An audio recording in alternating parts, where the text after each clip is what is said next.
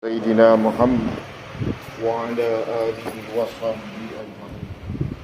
Yang saya muliakan Tuan Nazir, Timbalan Nazir, Tuan Imam, Tuan Bilal, Tuan Siap, barisan pimpinan masjid, bapa-bapa, tuan-tuan yang dirahmati sekalian.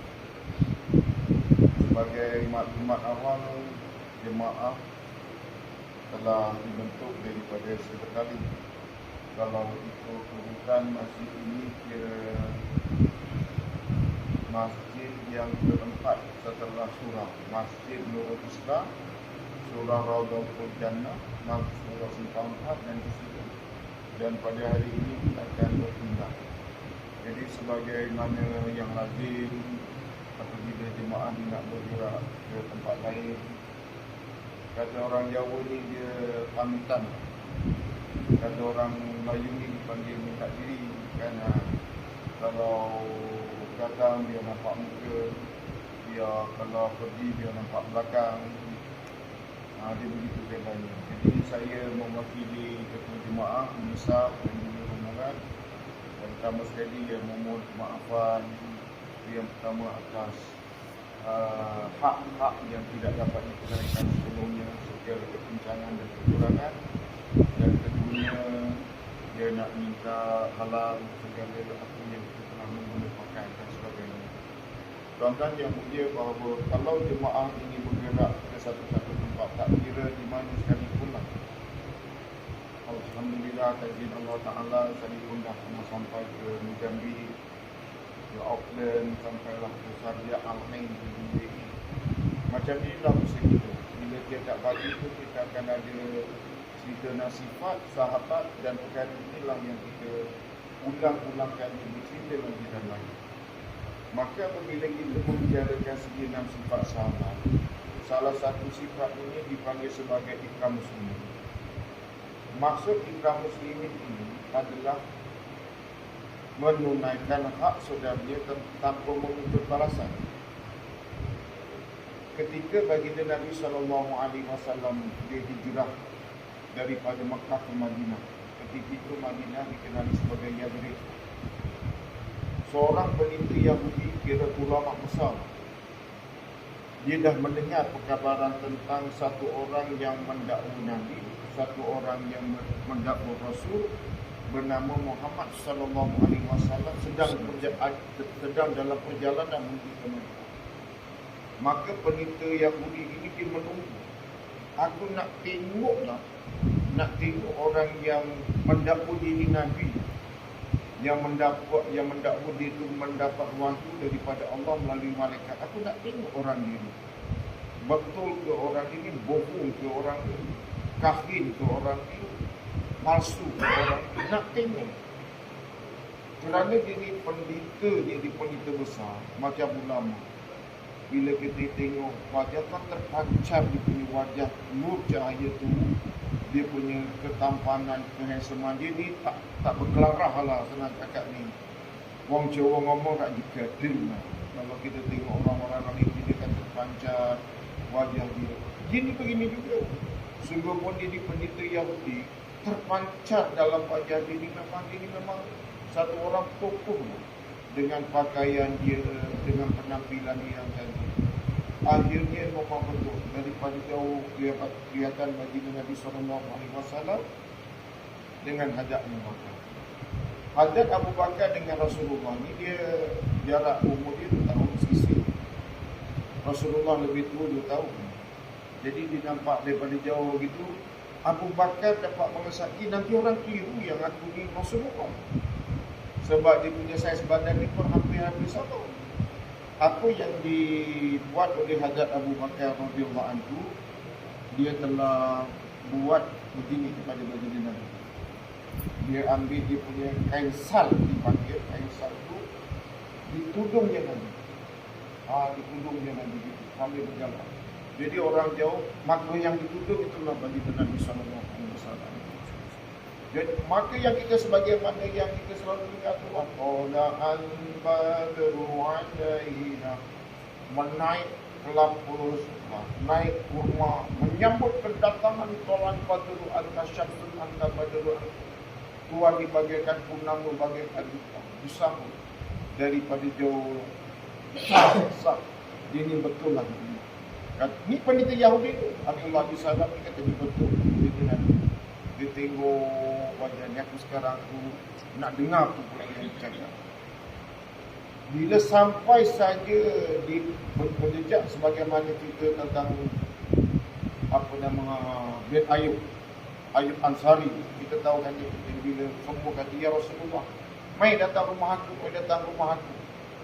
Kata Abu Ayyub Ansari dia kata kita dipanjangkan kata Nabi sallallahu alaihi wasallam.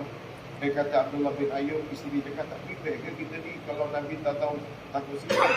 Tak apalah, dia ada kita buat sebagaimana biasa. Maka akhirnya kan kisah Abu Ayyub Ansari ni yang disegel dibagi Nabi sallallahu alaihi wasallam, cerita ni dalam surah yang lain.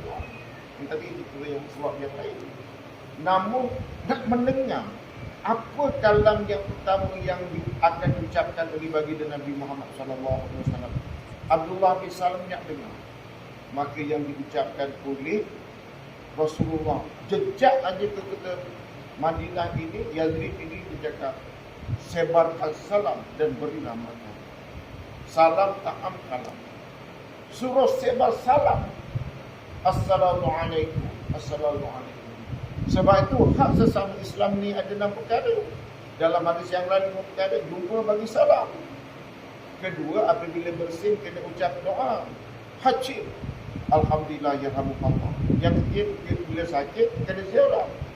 Bila mati kena kendalikan jenazah hantar ke kubur. Kelima, bila dia mengundang, kita kena penuhi undangan dia. Sebab menyebarkan salam hak sesama Islam, sebarkan salam. Maka bila dia cakap rupa-rupanya menekankan akan hak sesama Islam ikram muslimin, maka Abdullah bin Salam ini sangat yakin dia ni betul lah seorang Nabi. Kemudian kerana sebagaimana saya tahu dia ni seorang pendeta besar, dia nak memastikan betul-betul ni, betul-betul dia ni seorang Nabi. Wajah aku dah sahkan, cakap dia aku dah sahkan, sekarang aku nak memuaskan lagi aku nak tanya pula dia. Maka satu orang menyusup dia berjumpa dengan Nabi ya Rasulullah. Sebetulnya di kalangan yang menunjuk Tuhan ini ada satu orang VVIP lah. Kalau sekarang ini VVIP, dia nak sangat jumpa Tuhan, boleh tak akan lapangkan masa? Boleh kata dia. Macam itulah fikiran kalau kita kan macam rumah datang ada seorang nak jumpa dengan Nabi. Kemudian apabila Abdullah bin Salam ini dikatakan Nabi, tengok keceriaan dia, dapat dia satu orang tokoh lah. Satu orang nampak segi appearance sendiri pun dia nampak dia seorang tokoh dalam masyarakat. Maka bila ada peluang jumpa Nabi SAW, dia pun tanya, Muhammad, apakah tanda-tanda kiamat? Apakah makanan yang pertama seseorang akan dijamu oleh Allah ketika dia masuk syurga? Dan ketiga, aku nak tanya kau, kenapa anak ni kadang-kadang ikut muka mak, kadang-kadang ikut muka bapa? Kerana dia ni seorang Nabi ni, dalam keadaan ribuan orang menyambut dia ni Dr. Lan Badruan Alaina, dia boleh lapangkan masa ni. Sebab dia telah ambil potensi orang ini bahawa kalau dia masuk Islam, bermakna di belakang dia ni adalah satu orang pengikut yang begitu ramai. Dalam keadaan orang yang merebut-rebut akan jasad baginda Nabi SAW, sehingga rumah aku datang, rumah aku dah bagi bilik, dah bagi kediaman, disanggup lapangkan masa ini. Maka tanda kiamat apabila keluar api daripada zaman yang memburu setiap manusia. Salah dalam kitab cakap zaman. Tapi dalam hatilah Abdullah bin Salam cakap jatuh. Kemudian yang pertama sekali yang dibidangkan kepada penghuni syurga, jawapan yang pertama adalah hati ikan. Kata Abdul Salam, dia mengaku itulah dalam kitab kita. Yang ketiga, kerana muka mak ataupun muka bapa. Siapa yang kalah dia ikut. Kau muka siapa tu? Muka siapa kau? Muka mak je. Mak kau kalah, bapa kau menang. Yasab muka mak ke muka bapa siapa? Muka bapa kau kalah. Waktu dia tu bersetubuh tu tadi, dia banyak kepada mak kau menang. Ini kena cakap ni, sebab dalam Nabi Rasulullah SAW tu apa nama cakap dia tahu. Yang macam saya pula, kata orang kata member-member wak ini, kata member-member kata dia koyong mari, tapi kata mak saya dengan mak saya tu seri lah. Dia seri lah tu yang saya dulu tu ikut. Tapi kata kakak saya kata saya ni bila saya pakai seluar katok tu kan, pakai topi kata plek kata macam rambah tu. Kaya kau macam basang ramah lah. Kakak saya buat cakap tu kembang pula, tapi bapa lah katanya. Tak kira. Jadi tuan-tuan yang mulia, ini cerita tentang sahabat, tentang yang dipanggil ikram muslimin. Saya sikit nak tuan-tuan ni cerita Kakuzari tu. Kakuzari cerita Kakuzari yang menarik. Setengah orang kata dia ni jangan main media sosial, jangan main handset, jangan main kayak gini. Jangan tuan. Sekarang ini kita dah zaman mutakhir ini kan. Kalau kita tidak mengevolvekan dalam perkara ini, kita cakap kita hanya hidup di alam kita. Media ini, medsos ini, kat mana kita nak tuju, kat mana kita nak gunakan. Semalam tuan kita mengajar saya, tuan saya tengok sakit-sakit badan. Cubalah hafalkan surah Al-Anbiya ayat 83. Saya tengok kat YouTube, 83 terus keluar. Yang Allah Ta'ala bagi kemudahan gunakan handset. Jangan kita guna orang guna handset tu. Banyak manfaat dia. Cuma kat mana kita nak gunakan. Ini cerita pasal media sosial. Satu Muhammad K-pop ni kan Korea ni. Dia ni handsome. Memang K-pop tu handsome. Muka ni apa nama dia punya mulus ni, ya Allah ya Tuhan tu memang mulus dulu. Tak tahu apa dia punya dia pakai tu memang sangat-sangat digilai. Jadi satu orang K-pop ini, anggota dah saya tak mahu tak dapat nama bagi spesifik nama dia. Dia dengar perkataan Islam ini, perkataan yang dipanggil Islam ini, ketika dia bagi isi ini kena langgar dengan apa terbang 11 September. Tahun bila 11 September tu 2001. Itulah pertama kali bila mewadakkan cerita itu tentang orang Islam yang membuat Osama bin Laden. Baru kita tentang Islam. Baru kita tentang Islam telah meruntuhkan dia politisi di Washington. Kemudian dia mengkaji balik. Bahawa Islam itu punya ganas, teroris. Suka letup sana, suka letup sini, letak bom sana, letak bom sini. Dia telah lagi, dia kat Bali, dia letup orang di daripada Australia mati tetangga kepala yang meletupkan ini Islam. Ditakdirkan oleh Allah Subhanahu Wa Taala, K-pop ni datang ke Malaysia, kumpulan ni tadi. Bila datang Malaysia kan terkinja-kinja kan keluar daripada sosial tu. Yang apa nama K-pop tu satu perempuan dipeluk punya gembira ni mahal tu. Ya Allah, tapi tak boleh kita cerita pasal akhlak dan cerita pasal polis. Bila dia datang Malaysia, dia tengok perempuan dia tak ada macam kat Korea. Perempuan dia walaupun tak main begitu, pakai kudu, berjalan di Kuala Lumpur dalam keadaan panas ni, pakai kudu. Di Korea dia makin sentik, makin seksi lah. Nama dia bukan seksi lagi menarik lah penampilan dia. Tapi dia tengok kaki tangan kerajaan pakai kudu. Maka dia nak tahu lagi ni, nak tahu. Kenapa berbeza ni dengan tempat aku? Malaysia ni negara Islam, ganas. Rupanya yang minat aku ramai, kata dia. Yang meminati aku ni ramai rupanya. Kerana dia nak tahu, dia dah nak klik dengan kat Google ni. Kenapa Islam pakai Google?